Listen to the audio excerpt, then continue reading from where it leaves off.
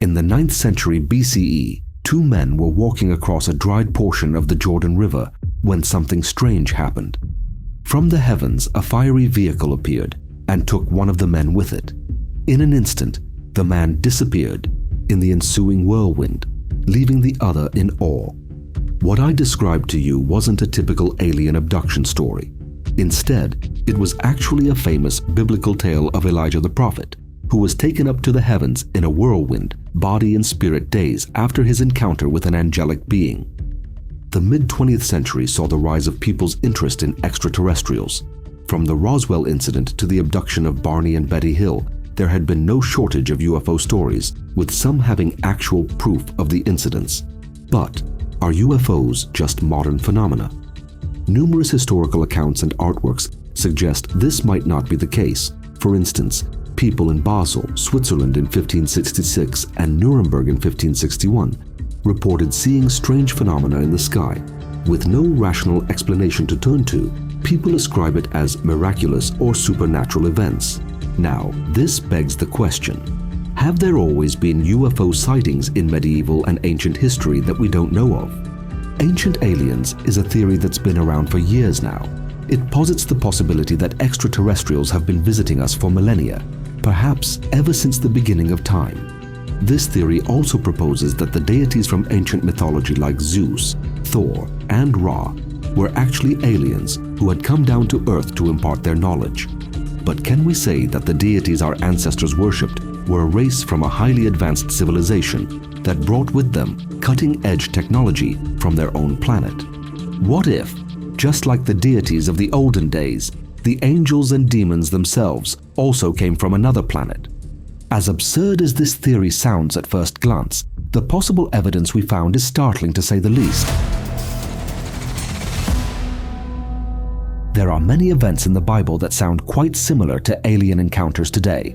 Most of them involved either angels or demons. At the beginning of this video, we talked about the prophet Elijah. Elijah was a prophet and a miracle worker who had experienced numerous angelic encounters. In some traditions, he was even believed to have been an actual angel and just assumed human form. However, the full context of the story is recounted in 2 Kings chapter 2. As they were walking along and talking together, suddenly a chariot of fire and horses of fire appeared and separated the two of them, and Elijah went up to heaven in a whirlwind. Taken literally, Elijah was assumed to be heaven.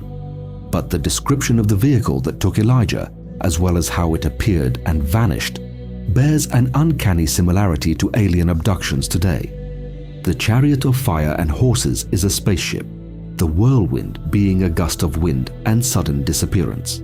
But this description by no means qualifies as unique to history. Another biblical figure and prophet, Ezekiel, also sees a similar phenomenon. In the first chapter of Ezekiel, the prophet describes in detail his visions of God. I looked, and I saw a windstorm coming out of the north, an immense cloud with flashing lightning surrounded by brilliant light. The center of the fire looked like glowing metal, and in the fire were what looked like 4 living creatures. In appearance, their form was human, but each of them had 4 faces and 4 wings. Their legs were straight, their feet were like those of a calf and gleamed like burnished bronze. Under their wings, they had human hands. All 4 of them had faces and wings, and the wings of one touched the wings of another. Each one went straight ahead. They did not turn as they moved. Ezekiel 1:4-9.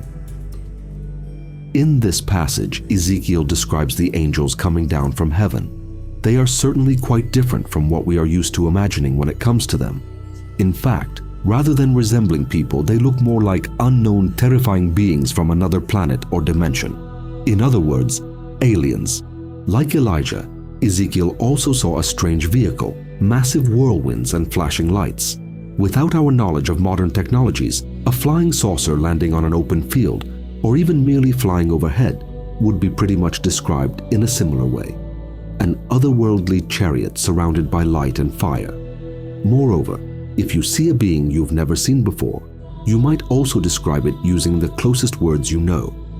Interestingly, godly beings from various mythologies have been described in a similar manner. For instance, The ancient Greek god Apollo travels across the skies in a fiery chariot. Quetzalcoatl from Aztec and Mayan mythologies is often described as descending from the stars, and his arrival heralded by a bright light from the sky. But perhaps the most compelling ones were from the Hindu and Sumerian mythology. In Hindu mythology, the gods were described as traveling in vimanas, flying machines capable of traversing vast distances. It's also capable of aerial maneuvers that seemingly defy the laws of physics. On the other hand, the Sumerian Anunnaki are explicitly described as godly beings who descended from Anu, or the god of the sky. These beings came to Earth and brought mankind knowledge and civilization, often depicted as descending from the heavens on flying chariots, or boats of heaven, similar to what we now call as UFOs. Ancient Sumerian texts also tell of Anunnaki having been the one to create humans. There's even a whole theory of how Anunnaki, who are aliens themselves, created humans through genetic engineering. You can watch our video about it, link in the description. Aside from the accounts in the books of Ezekiel and 2 Kings, other passages in the Bible also indicate the alien origins of angels. The book of Genesis famously recounts the creation of the world and humanity. However, there's a strange passage in chapter 6 that still baffles people to this day. The Nephilim were on the earth in those days, and also afterward, when the sons of God went to the daughters of humans and had children by them. They were the heroes of old, men of renown. Genesis 6:4. This verse is popularly interpreted as the fallen angels coming down from the heavens and interbreeding with humans. This interpretation was supported by a passage from the book of Enoch. And it came to pass when the children of men had multiplied that in those days were born unto them beautiful and comely daughters. And the angels, the children of the heaven, saw and lusted after them, and said to one another, Come, let us choose us wives from among the children of men, and beget us children. Book of Enoch. In the traditional explanation, the sons of God here were the Watchers, a group of angels led by Samyaza. Instead of doing God's work, however, they lusted after the beautiful women they saw and married them. Their children were known as the Nephilim. The terms heroes of old, men of renown, were often interpreted literally. They were powerful beings whose capabilities were beyond human, just like the demigods and heroes of other mythologies. The hybrid race of Nephilim is strong and gigantic in stature. However, they were cruel and wicked. Some people interpret that these sons of God were extraterrestrials sent here from another planet.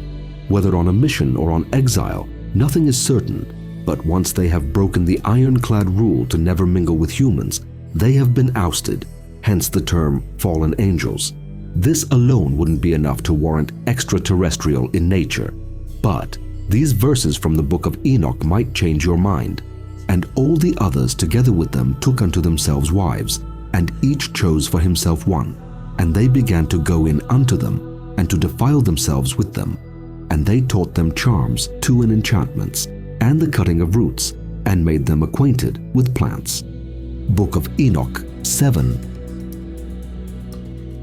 And Azazel taught men to make swords, and knives, and shields, and breastplates, and made known to them the metals of the earth, and the art of working them, and bracelets, and ornaments, and the use of antimony, and the beautifying of the eyelids, and all kinds of costly stones, and all coloring tinctures. And there arose much godlessness, and they committed fornication, and they were led astray, and became corrupt in all their ways.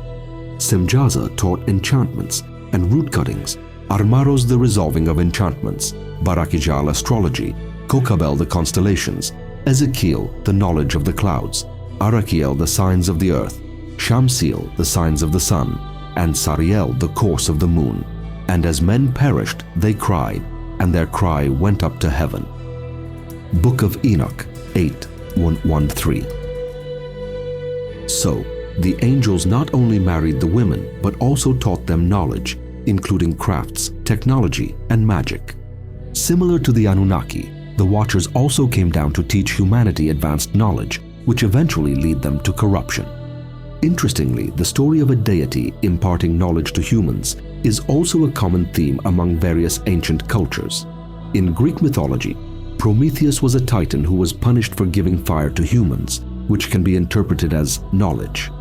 In Sumerian mythology, Enki was also the benefactor and protector of humans, punished by his brother Enlil for this very reason.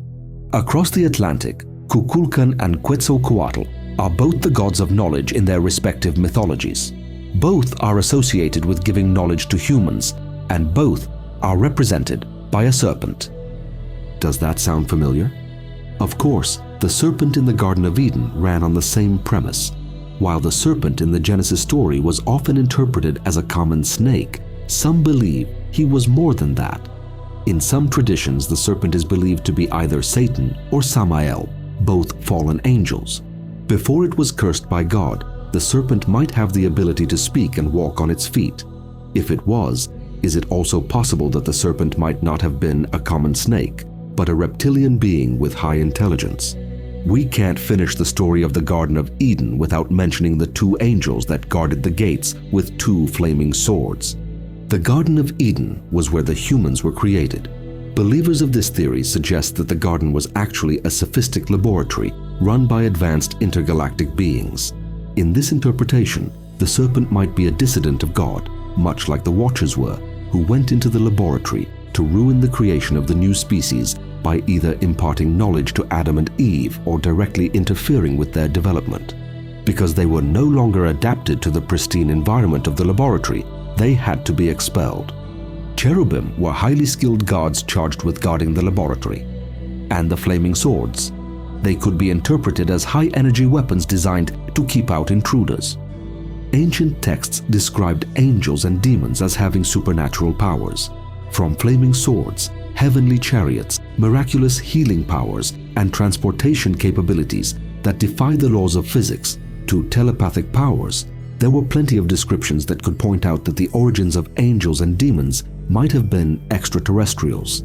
While these weren't hard proof of the theory that angels and demons were aliens, it is an interesting theory nonetheless that helps us reconsider our past in a new light. Or, as it is said in Hebrews 13:2, "Do not neglect to show hospitality to strangers, for thereby some have entertained angels unawares."